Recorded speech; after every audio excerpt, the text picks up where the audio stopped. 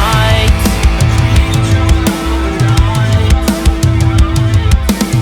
Hello everyone! Before we get started, what you just heard is my band's new single, Creature of the Night, released on Halloween. I know, spooky. If you like what you've heard, you can go stream the song on Spotify, Apple Music, or watch the lyric video on YouTube, or listen to it on any of your preferred streaming service. Now, on with the show. Hi everyone, it's Will here, and welcome back to my world of rock. I know I've been away for quite a while, so allow me to explain. In case you can't tell by the goatee, I am now in a new era. A few things have happened, both personal life and work life related. I'm going through a big period of change at the minute, which includes some updates with the content of the channel. So, first thing, gig diaries are stopping. Unfortunately, I'm just not having as much fun with these as I thought I would. I may bring them back in a summarised form later on, but if you want to keep up to date with what gigs I'm going to, follow me on Instagram at @RockinWill. I post videos on there after every gig.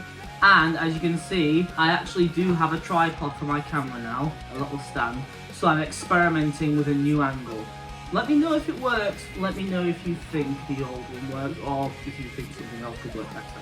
Also, yes, today I am wearing my own band's t-shirt because I'm being like that. Shameless self-promotion. So for today's video, I want to go over 3 crazy gig stories. Now, I have been to a lot of gigs, and while my first gig was in 2009, I've only been really going to them regularly on my own for the last decade. But in that time, there's been a wealth of stories and things that have happened. Nothing too crazy like that to make a whole video out of, but enough for me to put a few into one video. So, this is a new series I'm introducing called Storytime with Rock and Will. So today I'm going to be telling you 3 stories about crazy things that have happened to me at gigs or festivals. To kick things off, we are going to be going back to my first ever Download Festival in 2018. Now, Download Festival is my absolute favourite festival of all time. Slam Dunk is up there, but in terms of full weekend campsites, atmosphere-wise, there is nothing like Download. The only other festival that's come close to me is Louder Than Life in the States, but for UK festivals for sure, it's Download. Download is the top dog of UK festivals, pun intended, and 2018 was a great first year for me. The craziest thing about that weekend is that it was my 21st birthday on the Sunday, and Ozzy Osbourne was headlining. Saturday it was Guns N' Roses, and then Friday Avenged Sevenfold.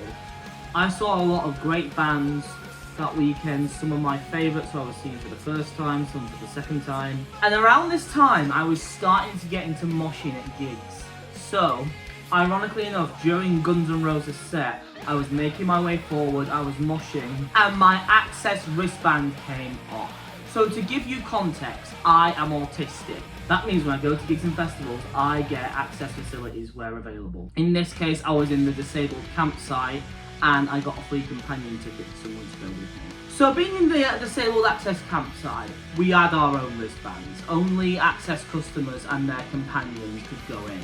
And there were special wristbands for those, they still do that today. It's a common thing at festivals. Now these days, access wristbands are more secure, but in 2018, it was like a little paper one. It was loose, it was flimsy, and it wasn't very tight. So when I was moshing to Guns N' Roses, it came off. And I remember panicking. Now, with this being the eve of my 21st birthday, I didn't want to go to bed. I wanted to go back to campsite to chat to my campmates, but I wanted to go out and party as well. So I went back to the campsite, told the security that I lost my wristband in the mosh pit.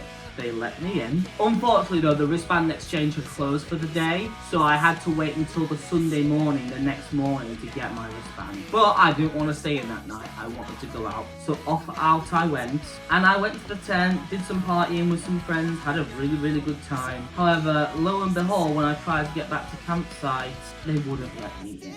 So they told me to go to customer service. I can't remember which stand it was now, but I was there writing because I was panicking as a lone, fresh 21-year-old autistic person not being able to get back into my campsite. I had to stand there and wait for ages, but eventually a buggy came round and took me back to the campsite, and she was a lovely lady actually. I don't know much about her. Anyway, she took me back. I'd already phoned the person who was my essential companion at this point, and she was panicking, and then when I told her she got back, she was like, I need a drink.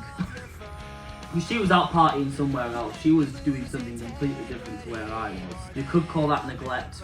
I was fine with it and I survived in the end. And I continued to have a good weekend. So my second crazy gig story, CHVRCHES in Nottingham in 2023. It was a Saturday, I can't remember the day, but I think it was in June. I went to my first ever gig in Nottingham. I went to Rock City to see CHVRCHES.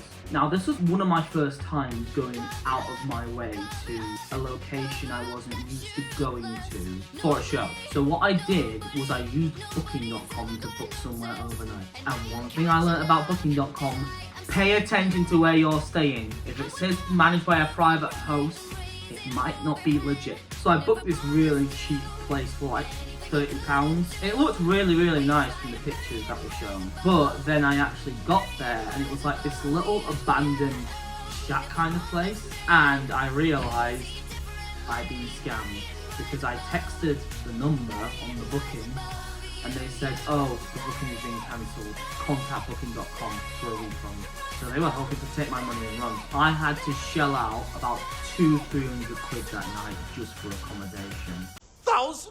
I should say about £1,000. It's too much, £1,000. I booked somewhere for like 200, but it turns out that wasn't available. And then booking.com directed me to somewhere else for about 100, which was a studio apartment.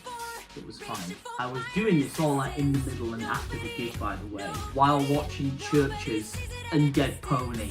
And I hate to do that, I hate to be rude, but this was desperation.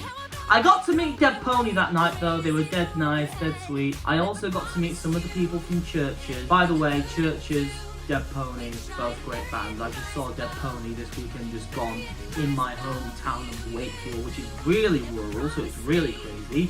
They were supporting Skindred, but in the end I did manage to get somewhere to stay, even if it put me out of pocket for the whole weekend. There was another show that I was going to the next day as well. I believe it was absolutely amazing, but I had to get to one. Okay, and now we come to our third and final story, the big one, the bombshell, the biggest betrayal of all. She hit me like a bombshell, straight to my head. Keane in Amsterdam. Now, I have alluded to this story in a previous video. I believe it was my July Big Diaries. But in April 2023, I went to Amsterdam to see Keane, and he was supposed to be the Sherlock supporting. So I'm not going to go into too much detail about this, but the year before I got into a relationship with someone who did significant damage to me and emotionally abused me. And after a very, very rough breakup, of which I'm not going to divulge the details of because that's personal, we still had a few shows booked to go to together, and one of these was Keane in Amsterdam. Now, I had the tickets to all these shows that we were supposed to go to, except for this one. And for all the shows that we were meant to attend, I offered to let her have her tickets, but she said no, and then proceeded to accuse me of taking those shows away from her. I know, logic. She says that she's going to send me the tickets by post, but they're e-tickets from Ticketmaster. So we break up in December of 2023. A few weeks go by.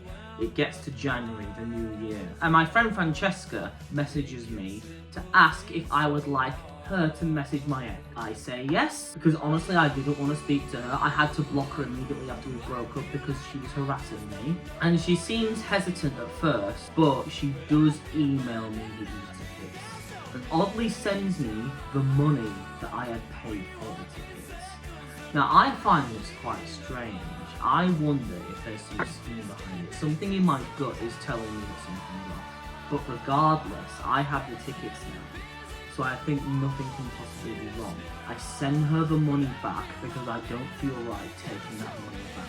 Fast forward to April 2023, me and my brother go to Amsterdam together. He goes in her place. We arrive the night before and go see Lime Garden, who were playing at another venue, the Paradiso, and that was a really good show. Great discovery for me, Lime Garden. Then the next day, we go to the AFAS Arena to see Keane. I have my tickets ready, but they don't scan. I'm stood outside the venue with my brother. We got there about half an hour before the Sherlocks, the support band, were due to start. And we can't get into the venue. I explained the situation to security staff. I say that these tickets are from my ex-girlfriend. They say the best I can do is contact her. I don't want to do that because I was traumatized by our relationship. So I message my friends, I message my family to tell them what's gone on. We try getting in touch. She's not responding. We try for about an hour. We missed the Sherlock set, but then this woman comes by and seems to be having similar issues. She gets seen by a different member of security and he lets her in after looking at her ticket. We then go to him instead. He looks at our tickets, makes sure that they're legit and that we legit got scammed, and lets us in. So we missed the Sherlocks, but we got in before Keane started. Now, I'm not going to say any more because the story really ends there, but there's a whole lot more that I could talk about that I don't want to because I don't want to dive into personal details or air dirty laundry. I just thought this would make for a very fun story. Anyway, it was April the 19th that day, so the next day, to end this story off on a high, literally, it was 4:20. I'll let you imagine what we did. But yeah, that last story was just insane. Let me know if you want me to do more of these. Despite me being autistic, I surprisingly don't have the recollection to tell a full detailed story, but I always find story times quite fun, and I think you guys might like this as well. So let me know what you think with a comment below, and if you like this video, be sure to like it and share it around. As I said at the beginning of the video, you can follow me on Instagram at RockinWill if you want to keep up to date with shows that I'm going to in gigs. Also, one more thing, my band is playing a show in Leeds on Friday the 28th November. It would be great if you could make it if you're in the area. It's going to be our final show of the year most likely, and we're hoping to go out with a bang. Thank you for watching, and I will see you next time on my World of Rock.